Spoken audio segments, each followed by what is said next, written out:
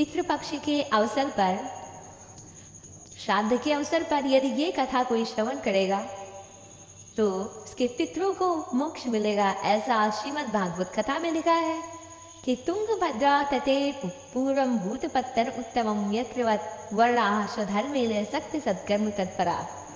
तुंगभद्रा नदी के तट पर ब्राह्मण जिनका नाम आत्मदेव और उनकी पत्नी धुंधुली दोनों बड़े प्रेम से रहते। घर में कोई कमी नहीं थी, लेकिन उनके यहाँ कोई संतान नहीं थी, ना पुत्र ना पुत्री। बहुत प्रकार से दान किया ब्राह्मण देवता ने, लेकिन फिर भी उन्हें किसी बालक बालिका के मुख का दर्शन करने को ना मिला। एक दिन वो बहुत व्यथित हो गए। उनके घर में कोई फल आता तो शीघ्र सड़ जाता, तुलसी का पौधा सूख जाता, कोई पौधा नहीं रहता था, गाय भी बांझ रहती थी। इस तरह जीवन में दुख ही दुख व्याप्त था। ये सोचकर कि दान पुण्य करूं तो मेरे घर में शायद कोई बालक बालिका का जन्म हो जाए, ये सोचकर बड़ा दान किया, लेकिन फिर भी नहीं किसी पुत्र पुत्री का मुख देखने को मिला। आत्मदेव बड़े दुखी हो गए। सोचा इससे तो अच्छा है जाकर मर जाऊं। जंगल निकल गए। धीरे धीरे एक सरोवर के पास पहुंचे। प्यास लगी थी। वहां सरोवर के तट पर पानी जल पी करके बैठे ही थे कि वहां 7 महात्मा दिखाई पड़े। बड़े दुखी, मुख मलिन दिख रहा था। संतों ने पूछा क्या बात है? कहा महाराज मुझे पुत्र की कामना है और यदि पुत्र नहीं मिला तो मैं आपके सामने ही आपके चरणों में अपने प्राणों का त्याग कर दूंगा। महात्माओं ने देखकर कहा कि सुन विप्रमयाते अद्य प्रारब्धं विलोकितम सप्त जन्मावधि पुत्रो नहीं बचा। हे ब्राह्मण देवता, आपके प्रारब्ध को मैं देखकर बता सकता हूं कि 7 जन्मों तक पुत्र हो ही नहीं सकता। और अपुत्र से गति नास्ति, अगर कुपुत्र हुआ तो पिता की सदगति कभी नहीं हो सकती। हम अपने स्वरूप को ही, आत्मा को ही अपना उद्धार करता माने, अपने से ही अपने का उद्धार करें। उद्धरेदात्मनात्मानं नात्मानं अवसादेत आत्मयुहात्मनो बंधुरात्मयुरिपुरात्मना। हम स्वतः ही अपने मित्र हैं, स्वतः ही अपने शत्रु हैं। ये हमारा शरीर पिंड है और इस पिंड को परमात्मा को समर्पित करें। नहीं माना वो ब्राह्मण देवता तो संतों ने एक अपनी झोली से फल निकाल करके दिया। ले जाकर के आत्मदेव ने अपनी पत्नी धुंधुली को दिया कि देखो इस फल को खा लेना। महात्माओं ने कहा पुत्र होगा। उसी और ब्राह्मण देवता आत्मदेव घर से बाहर चले गए। उनकी बहन उसी समय पर आई। बोले कि अभी अभी मैं गर्भवती हुई हूँ और कहीं फल खाने से बच्चा होता है क्या? इसका परीक्षण करने के लिए तुम यह फल अपने गौ को खिला दो और हमें 9 मास बाद बालक अगर हमारे जन्मेगा तो मैं तुम्हें दे दूंगी और तुम मुझे पैसे की आवश्यकता है उसे दे देना। इस तरह से हम दोनों का काम बन जाएगा। तुम नाटक कर लो। कपड़ा बांध कर पेट में, और ऐसे ही धुंधुली ने किया। और उसके बाद वो जो फल खिलाया था उससे ही गौ माता के गर्भ से एक सुंदर बालक का जन्म हुआ। उनका कान गाय के कान के समान था, इसलिए उनका नाम गोकर्ण रखा। थोड़े ही समय बाद बहन को पुत्र हुआ और ला करके अपने धुंधुली बहन को दे दिया। आत्मदेव को पता चला मेरे पुत्र हुआ है। बड़े प्रसन्न हुए और फिर वह चोरी करता, लूटपाट करता, हत्या करता, मारपीट करता, माता पिता को दंडित करता। और एक दिन रोते रोते थक गए, रात्रि में बैठे थे। उसी समय गोकर्ण महाराज जी उन पिता को ज्ञान दिया कि हे पिताश्री, इस संसार में कौन किसका है? सब तो हाड़ मांस हड्डी का ही शरीर है। कौन किसका था है और रहेगा। इसलिए आप भगवान का भजन करिए। आत्मदेव को आत्म ज्ञान हुआ और अब आत्मज्ञानी आत्मदेव जंगल गए। वहां 10वें स्कंद का पाठ करके भगवान के धाम को चले गए। इधर माँ धुंधुकारी के अत्याचारों से परेशान होकर कुएं में जाकर गिरकर मर गई। फिर वेश्याओं को घर में ला करके रख दिया और वेश्याओं ने चारपाई में बांधकर धुंधुकारी को मारा और जब नहीं मरा तो जलता लुकाठा डाल करके मारा। और इधर गोकर्ण तीर्थ यात्रा पर गए थे। उन्हें पता चला तो गया तीर्थ में उन्होंने श्राद्ध किया, लेकिन फिर भी धुंधुकारी को मुक्ति ना मिली। अपने गांव में लौट करके आए और देखा कि वो भूत प्रेत किसी रूप में कभी सूकड़ बनता, कभी घोड़ा बनता, कभी गधा बनता, इस रूप में वो दिखाई देता। तो पूछा जल छिड़क कर मंत्रित करके कि भाई तुम कौन हो? उसने बताया कि मैं आपका भाई हूँ। मैंने अपने पाप कर्म का जो परिणाम था उसको भुगतना। हे भाई मुझे मुक्ति दिलाओ। कहा कि मैंने तो तुम्हारे लिए श्राद्ध कर दिया, फिर भी तुम्हें मुक्ति ना मिली। बोला कि गया श्राद्धम सतेनापि मुक्तिर्मेना भविष्यति। अगर हजारों गया श्राद्ध कर दोगे तो भी मुक्ति नहीं मिलेगी जब तक कि कोई और कार्य नहीं करोगे। गोकर्ण ने भगवान सूर्य नारायण की तपस्या की। अपने तपोबल के प्रभाव से भगवान सूर्य नारायण के रथ को रोक दिया और भगवान सूर्य नारायण ने आकाशवाणी की, श्रीमद् भागवतान मुक्ति सप्ताहम वाचनम कुरु। गया श्राद्ध के बाद फिर अपने परिजनों की मृत्यु के पश्चात, गया श्राद्ध के पश्चात श्रीमद् भागवत कथा अवश्य श्रवण करना चाहिए। इस तरह से गोकर्ण ने श्रीमद् भागवत कथा का आयोजन किया और दाईं तरफ 7 गांठों वाला बांस गाड़ के रखा, जिसमें धुंधुकारी आकर के बैठा और एक एक दिन करके 7 गांठें फट गई। काम, क्रोध, लोभ, मोह, मन, मत्सर, यही हमारी 7 गांठें हैं और यदि यही फट जाए, यही टूट जाए, यही नष्ट हो जाए तो हमें मुक्ति जीते जी ही मिल जाए। और उसके बाद सुंदर पार्षद दीवान लेकर के आए और धुंधुकारी प्रेत योनि से मुक्त होकर के पार्षदों के साथ दिव्य विमान पर बैठकर भगवान के परम धाम को चला गया। उसके बाद वो दोबारा गोकर्ण महाराज जी ने और नगरवासियों के लिए कथा पुनः कही। उसके पश्चात कथा को ध्यान से श्रवण करके, श्रवण मनन निधिध्यासन करके, 3 पद्धति को अपना करके चांडाल कुत्ते पर्यंत, जैसे भगवान श्री राम समस्त अयोध्या वासियों के साथ अपने परम धाम साकेत लोक को सभी के साथ पधारे थे, तैसे ही गोकर्ण सहित और चांडाल कुत्ते पर्यंत सभी नर नारी पार्षद पुनः आए विमान में बैठ करके भगवान के धाम को प्राप्त हुए। जो इस कथा को सुनता है उसके जो मृत्यु को प्राप्त हुए जन है उन्हें सुख प्राप्त होता है। इस कथा को जो श्रवण करता है, आख्यान में तत्परमं पवित्रम श्रुतम सकृद्वै विदहेद घौहम श्राद्धे प्रयुक्तम पितृतृप्ति माहवे नित्यम सुपाठाद पुनर्भवम च।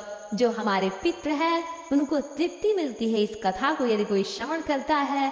तो इस कथा को आप सभी श्रवण करिए और अपने पितृजनों को सुख पहुंचाइए, श्राद्ध करिए, तर्पण करिए, भगवान की कथा श्रवण करिए और अपने पूर्वजों का आशीर्वाद प्राप्त करिए। अपने घर में सुख शांति बनाए रखने के लिए हमें थोड़ा समय धर्म के लिए देना चाहिए। और अगर आपको ये कथा अच्छी लगी हो तो हमारे चैनल को सब्सक्राइब करना ना भूलिए और आपको सुंदर आगे कथाएं श्रवण करने के लिए हमारे चैनल को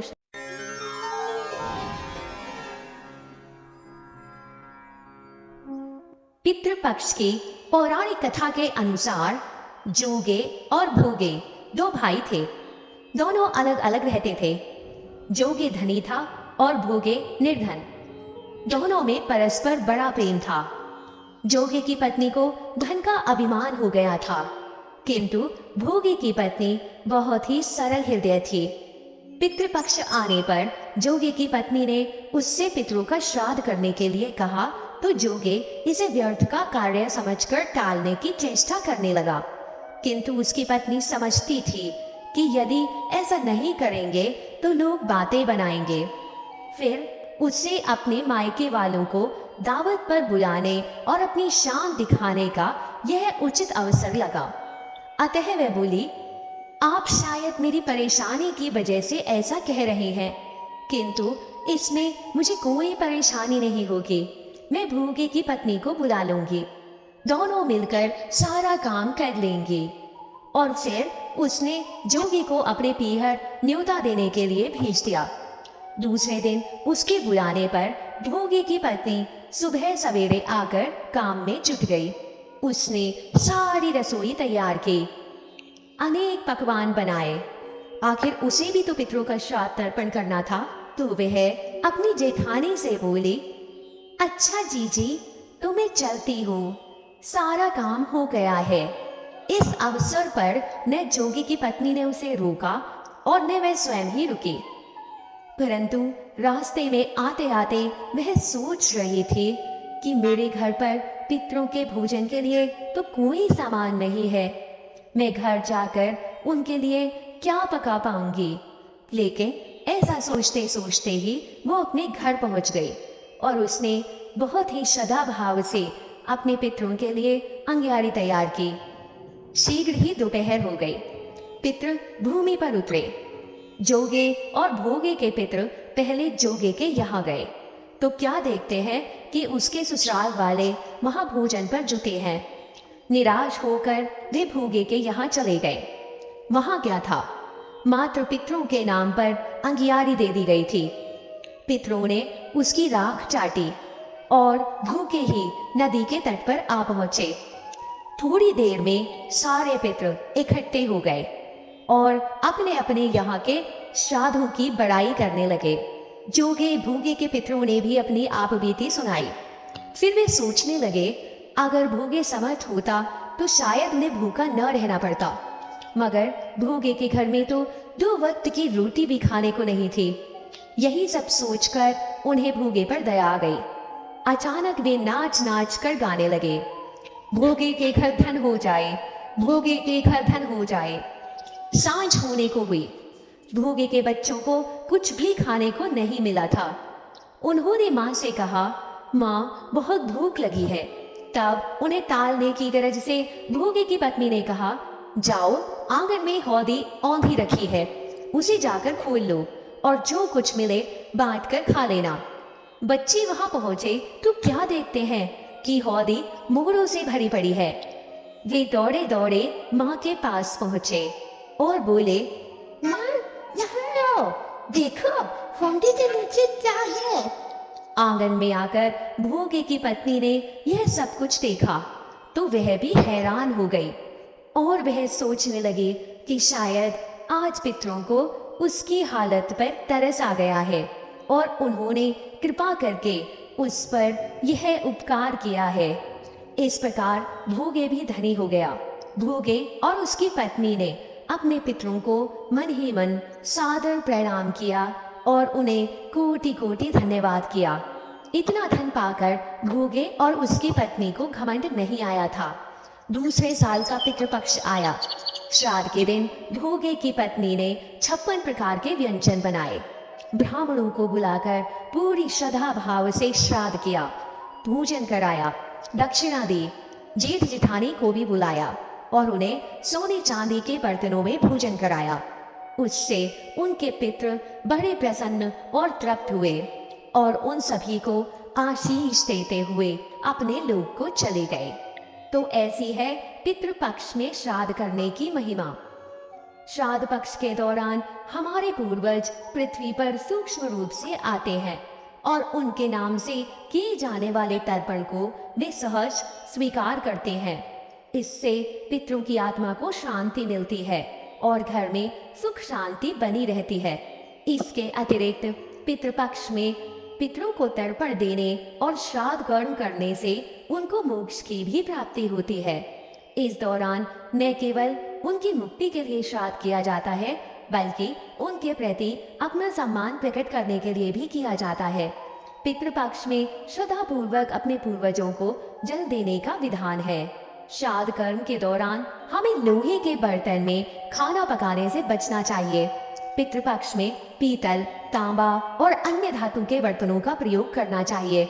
इसके अलावा इस दौरान बाल और दाढ़ी भी नहीं कटवाने चाहिए, इससे धन की हानि होती है। भक्तों को अपने हाथ में जल, कुशा, अक्षत, फूल और काले तिल देने चाहिए और पितरों का ध्यान करते हुए उनसे जल ग्रहण करने का अनुरोध करें। पितृपक्ष में हम अन्न जल का भोग कौए के माध्यम से लगाते हैं। कहा जाता है कि कौआ यम का यानी यमराज का प्रतीक होता है। कौए का भोजन कराना अपने पितरों को भोजन पहुंचाने के समान माना जाता है। इसलिए पितृपक्ष में कौओं को निवाला देना बहुत शुभ माना जाता है।